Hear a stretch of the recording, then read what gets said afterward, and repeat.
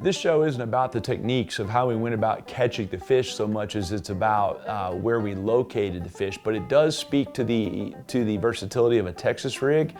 The Texas rig is just a fantastic bait all the way around. It's one of the first things I'm gonna grab when I'm dealing with cover of any kind for largemouth bass. All right, that's a nice one there, guys. We'll keep him right here. All right, easy buddy, easy buddy. We're gonna lead you around, lead you around. We're gonna lead you right in here. Come on in here, buddy. Okay. And there's that hook right in the top of the snout. That's where you wanna see it every time. That fish will never come off. In fact, he's gonna be hard to get off of there because it's a perfect hook set. There we go. Well, one of the first things I'm gonna deal with for largemouth bass as well is going to be creek arms, because it gives me a smaller area than the main lake to fish. So if you're going to fish a lake you haven't been to, try to get there in spring or fall first and learn what you can, because it'll give you a chance to isolate a little bit where the fish are, and you have way less water to have to work out. Got him. Oh, I'm wrapped big time now. I can see him on there. There we go. Okay, that one had me wrapped in the bushes in a big way, and you got it on the bottom jaw too. That's a weird hook set right there. Don't generally get them right there. But another beautiful fish, and we are racking them up. So a 2-hour bonus trip, we are racking them up. There's roughly a half dozen catches from spring and a half dozen catches from fall in this episode, and you'll notice that I believe 4 or maybe 5 of them are literally on the exact same spot.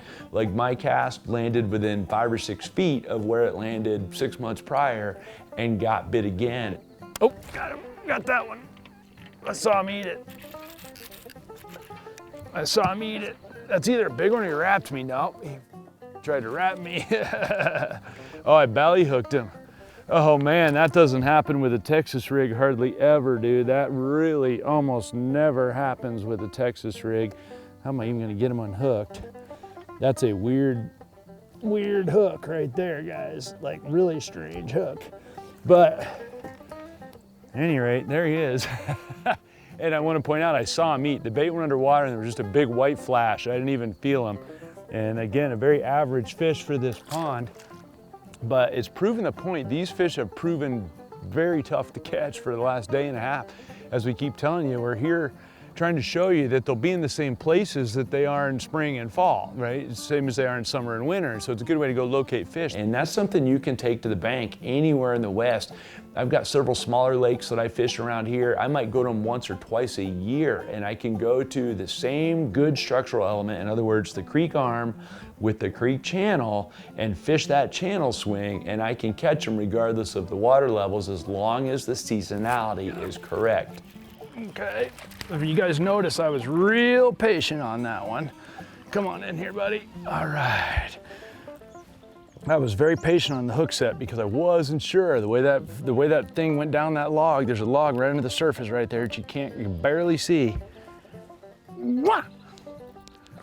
And to be very patient, make sure, is this actually a fish that I'm dealing with, or am I sliding down this log, you know?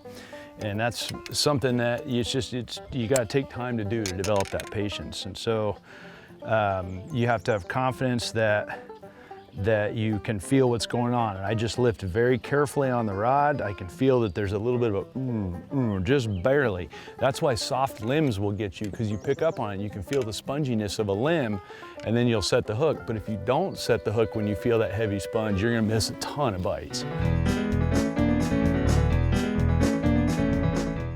Biggest single thing is, by using the seasonality, it gives me confidence. I know that, hey, there was a bunch of fish in here in May. It's a good place to start, and maybe I could catch them here in fall. Or conversely, if I had been there in fall, it's the same thing. So if I just started on all new water, I would have had to have more stuff to work out. But instead, I literally put the boat and went straight to the last fish we caught in spring, literally right to the same 15 feet of bank, and started fishing right there, because my confidence level that the fish will follow the seasonal pattern is very high. Fish, got him. Come out of there, come out of there. Okay. And into the boat. That's what I like 20-pound for, guys. You got that 20-pound fluoro, Australian 100% fluoro. And there's another one, guys, in the boat. I mean, we just caught 2 right there already. Another great looking fish. I'm gonna give him a kiss. Yeah, I'm kissing all of them. Then it doesn't take very much for reinforcement to really get your confidence going. In other words, a couple of bites quick and you'll know you're on it, and from there on out, you're gonna catch them, and confidence catches fish. And this gives me a way to build that confidence in a hurry by following that main structure. And that's the key thing you have to do. Get on the channel and follow that channel. They might be on the inside bends, they might be on the outside bends, they might be all the way in the very back of the creek arm or all the way out the mouth of it, but they'll use that creek channel to move up and down through there, and that's why the sections of bank you see me fish within this whole show is adjacent to where that creek channel swings up against the bank. It's the deepest water in that cove. So when the water starts coming down in the fall or all summer as the water's dropping, the fish that were sitting up here are now 6 feet lower, but they still have 6 feet of water underneath them. Conversely, away from the creek channel, there was only 6 feet of water in the spring, and now there might be a foot, and it still looks like water on the video, but there's not enough in there to keep the fish happy. So the fish that are adjacent to the creek channel can just move up and down with water flow, and that's day one stuff anywhere you fish reservoirs. Okay.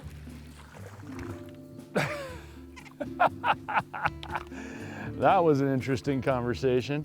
Just talking to cameraman about, well, wait a minute, I don't know if we should go somewhere else or whatever, and I soak the bait right here, right off the end of this log, and there's another one. And again, these all look exactly the same. This is a heavily pressured tournament lake.